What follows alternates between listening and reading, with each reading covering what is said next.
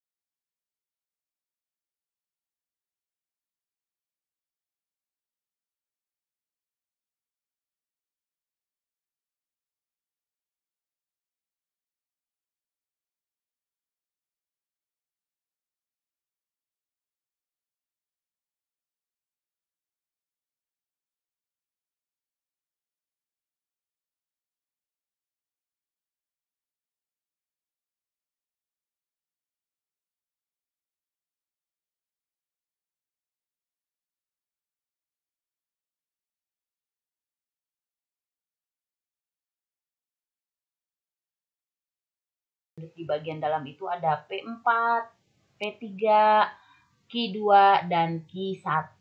Itu sudut dalam. Ada di dalam dari dua garis ini. Nah, yang sepihak berarti P4 dan Q1. P3 dan Q2. Kemudian yang sudut luar sepihak. Sudut luar sepihak ada P1, P2, Q3, Q4. Nah, mana yang termasuk sudut luar sepihak? P1 pasangannya sama Q4. P2 pasangannya sama Q3. Jadi tinggal kita lihat mana yang ada di pilihan ini. Nah, ini udah Ibu tandain P3 dan Q2. Nah, P3 dan Q2 berarti adalah yang termasuk sudut dalam sepihak nih. Karena dia dalam sepihak, maka jumlahnya 180 ya. Jadi sudut yang jumlahnya 180 itu ada pada sudut yang saling berpelurus, sudut dalam sepihak, dan sudut luar sepihak. Kita lanjut ke nomor 14. Pernyataan berikut yang benar adalah, nah di sini berseberangan, berpenyiku, sehadap. Ini semua tidak ada di yang tadi dijelaskan di nomor 13 ya. Yang jumlahnya 180 adalah sudut lurus dalam sepihak, luar sepihak. Nah, jadi bukan A, B, C jawabannya, tapi yang D, yaitu jumlah sudut sepihak adalah 180 derajat. Nah, kalau yang berseberangan bagaimana? Kalau berseberangan itu besarnya sama. Kalau berpenyiku bagaimana? Kalau berpenyiku itu jumlahnya 90 derajat. Kalau yang sehadap gimana? Kalau yang sehadap besarnya sama gitu. Jadi kalau yang dicari adalah yang besarnya sama, itu sudut apa aja? Sudut yang berseberangan, sudut yang sehadap, dan sudut yang bertolak belakang. Kalau yang sudut berpenyiku hanya ada satu ya. Sudut yang jumlahnya 90, itu hanya satu, itu sudut yang berpenyiku, nggak ada yang lain. Kita lanjut ke nomor 15. Nah, ini diberikan gambar seperti ini, ditanya A. Kita nggak bisa langsung mencari A-nya berapa, karena A di sini sama 70 di sini tidak ada hubungan. Maka kita harus cari yang mendekati dulu. Nah, 70 yang ini, sudut yang ini sama sudut ini sama. Jadi kalau di sini 70, ini 70 karena dia sehadap. Ya, kan dua sudut yang sehadap besarnya sama. Jadi kalau di sini 70, ini 70. Nah, sekarang bagaimana mencari A? A sama 70 yang ini itu baru ada hubungan, yaitu berpelurus. Ya, kalau berpelurus besarnya berapa? 180 derajat. Jadi A tambah 70 derajat sama dengan 180. A sama dengan 180 kurang 70. Jadi A sama dengan 110. Ke nomor 15. Ya, di nomor 15 ini ada dua garis sejajar. Dipotong oleh sebuah garis. Ada sudut 105, 3B, dan 3A. Ini hanya salah satu alternatif jawaban, tapi bisa yang lain juga. Saya menggunakannya yang 3A dengan 105. Nih, 105 sama 3A ini adalah sudut luar sepihak. Kalau sudut luar sepihak besarnya ya dijumlahkan itu 180. Jadi kita buat 3A tambah 105 sama dengan 180. 3A sama dengan 180 dikurang 105. Jadi 3A sama dengan 75, berarti A-nya sama dengan 25.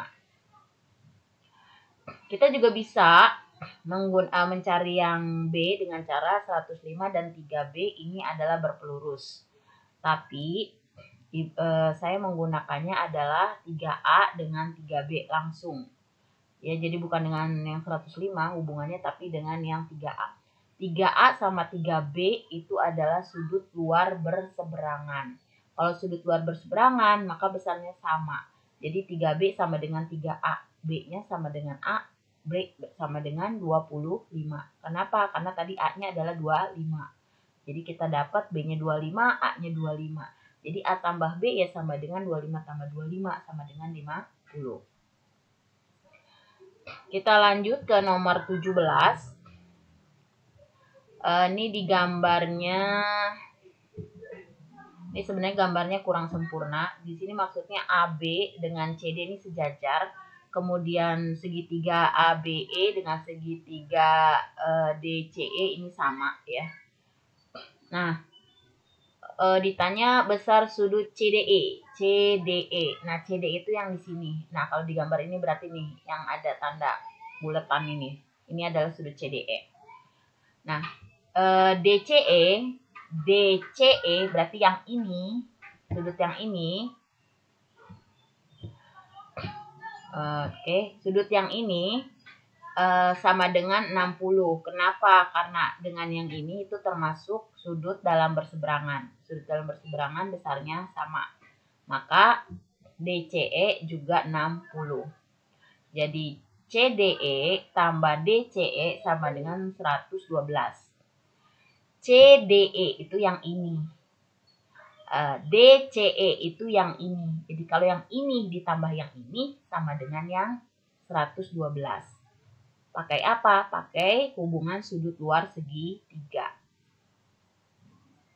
Nah, CDE berarti sama dengan 112 dikurang sudut DCE. CDE sama dengan 112 dikurang 60. Jadi CDE sama dengan 52. Oke, jawabannya yang A. Kita lanjut ke nomor 18.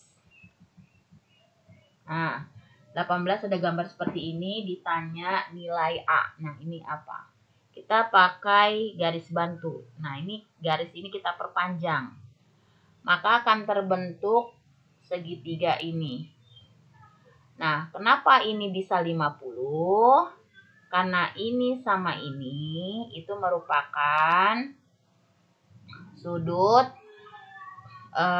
dalam berseberangan. Jadi kalau sudut dalam berseberangan besarnya sama. Jadi kalau ini 50 ya ini 50. Terus 30, 50 dan A itu merupakan sudut luar segitiga nih. Sudut A ini adalah sudut luar segitiga dari segitiga yang ini. Nah, sudut luar segitiga itu jumlahnya sama dengan sudut dalam yang tidak berpelurus. A kan berpelurusnya dengan ini. Dia tidak berpelurus dengan 30 dan 50. Jadi A sama dengan 30 tambah 50 sama dengan 80. Kita lanjut ke nomor 19. Nah, ini diminta langkah-langkah dalam melukis sudut 60 derajat. Ya, untuk melukis sudut 60 derajat, tinggal ini digaris dulu. Terus dibuat busur lingkaran, sini. Atau yang dari B juga boleh ke sini. Berarti 1 dan 2 ini boleh tertukar ya, di mana yang ada pilihannya aja. Kemudian ini ada titik potong, kemudian kita hubungkan di titik A ini dengan titik potong di sini. Kita garis. Nah, ini merupakan langkah yang terakhir. Jadi urutannya adalah pertama 4, 2, 1, baru 3. Ya. Tuh. Kemudian yang nomor 20. Di sini diminta urutan langkah menggambar yang benar dalam membagi sudut ABC menjadi 2 sama besar. Nah, langkah yang benar adalah yang D. Pertama kita buat busur lingkaran ini, kemudian dari sini kita buat yang ini, dari sini kita buat yang langkah kedua, baru ada titik potong, kita garis dari B ke 1. Nah, ini berarti sudut ini sama sudut ini sama, ya. Demikian yang bisa saya sampaikan. Ini adalah pembahasan soal dari nomor 11 sampai 20. Semoga dapat dipahami. Kalau belum paham silahkan diulangi lagi. Ibu akhiri. Assalamualaikum warahmatullahi wabarakatuh.